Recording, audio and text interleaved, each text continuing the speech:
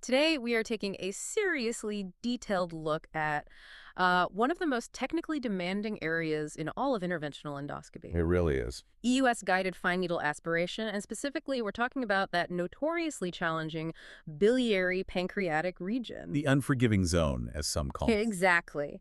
And for those of you working in the field, we're going beyond just the what of EUS-FNA. We're diving deep into the technical precision. We want to dissect the how and the why that separates a great sample from a suboptimal one. And that's the key, because preoperative tissue diagnosis in this area used to be incredibly difficult. EUS-FNA has become this impressive solution because it just changes the rules. How so? Well, the echo endoscope gets right up close. I mean, we're talking about real-time imaging from millimeters away.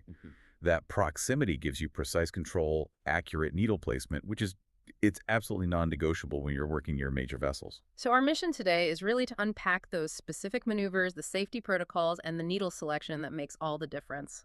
And it's a wide scope. Just so you have a sense, we use this for mass lesions we find on CT or MRI, for those tricky pancreatic cystic lesions, for staging cancer by sampling enlarged lymph nodes. Those deep retroperitoneal ones. Exactly. Even for paracentesis, it's really a foundational technique. Okay, let's jump in. Let's start with probably the most physically resistant targets, the solid pancreatic tumors. Absolutely. The primary physical challenge is just the tissue itself. Pancreatic tumors are typically very hard, very fibrotic. Like scar tissue. Pure scar tissue, essentially. And that means the yield from the needle is often what we call pachycellular. Meaning you just don't get many cells. Very few. And that makes the diagnosis so difficult for the cytopathologist. You have to do multiple passes just to get enough material. It's like trying to drill through granite. You need specific tactics. And the first tactic is the tool, the needle gauge.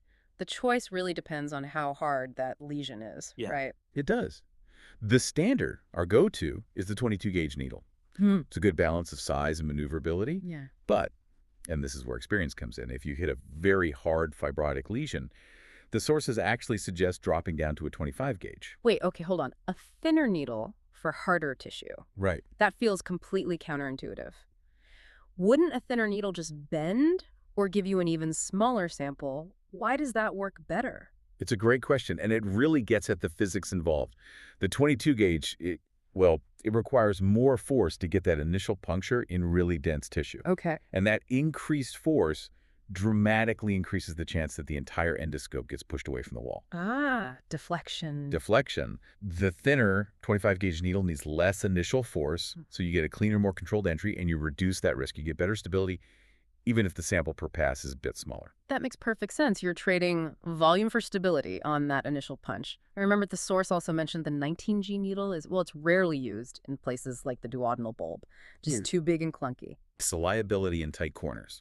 But no matter the gauge, when you decide to go through that dense tissue, you need a specific technique.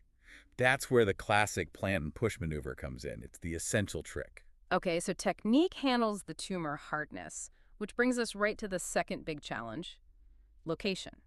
Because a stable tumor doesn't matter if the scope itself is unstable. This is where it really becomes an art form. Let's start with the areas that need the most stability. The pancreatic head and those peripancreatic lymph nodes. So for these, you're usually going from the duodenal bulb. You get the scope into a long loop position wedged up against the apex, but the stability challenge is huge.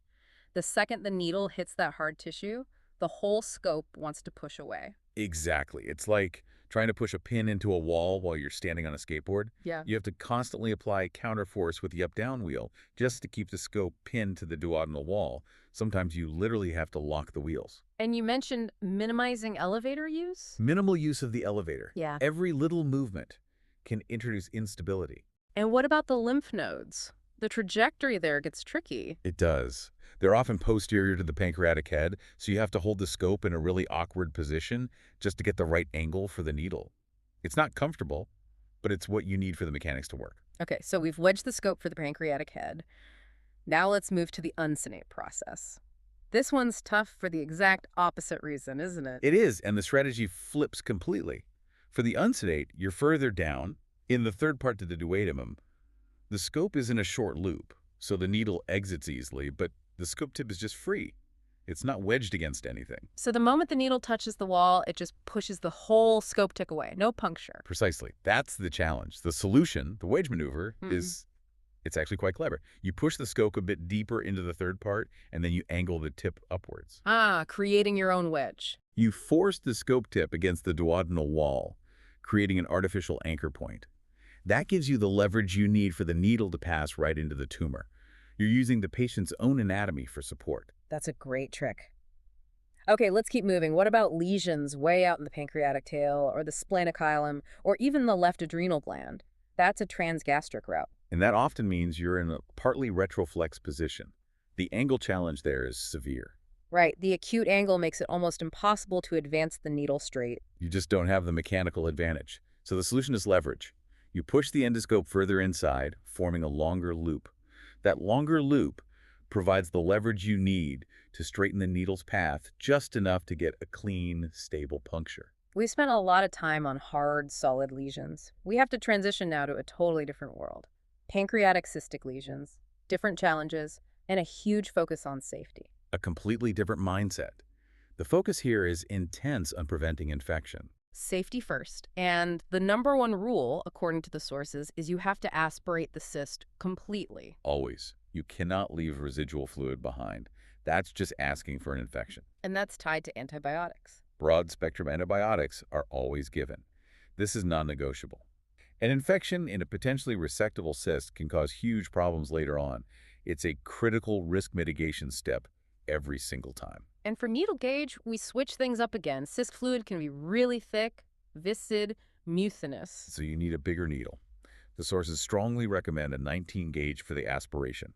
You need that larger caliber to handle the viscosity and make sure you get everything out. But before you even puncture. You have to confirm an avascular window. Absolutely crucial. And here's something for you to remember. Bleeding after an FNA of a cyst often happens inside the cyst wall, not necessarily outside. That's why that initial check is so important. And there's a huge warning in the sources about avoiding a catastrophic misdiagnosis. Yes, this is about distinguishing a simple pseudocyst from something malignant. The warning is strict. Never, ever perform a cyst enterostomy draining the cyst into the gut unless you are 100% certain it's a pseudocyst. Because if it's not... It would be disastrous. Imagine draining what you thought was benign, only to find out later it was a malignant MCA or MCAC. You've just delayed definitive surgical resection of a cancer. Okay, so beyond safety, let's talk diagnostics. You get the fluid. What's the mandatory protocol? You send it for everything. Biochemical, microbiological, and cytological testing. Every single time. It is a common source of, well, clinical embarrassment to realize you didn't collect enough fluid for all the tests. So you collect extra. If there's any doubt, collect extra fluid and store it under refrigeration immediately. So what about the accuracy of these tests? I see the overall numbers are pretty good, 77 to 94%. High specificity, but the sensitivity is a bit lower. So what actually works? It's fascinating how narrow the reliable marker is.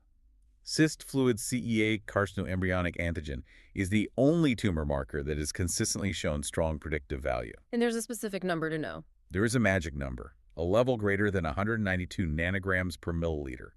That shows 79% accuracy in diagnosing mucinous tumors. You have to know that number. What about other markers? Things like CA 19-9 or molecular markers like chitinase? Surprisingly, they have not shown consistent results, not compared to CEA. In this specific context, for predicting mucinous potential in cysts, CEA is the rock star right now.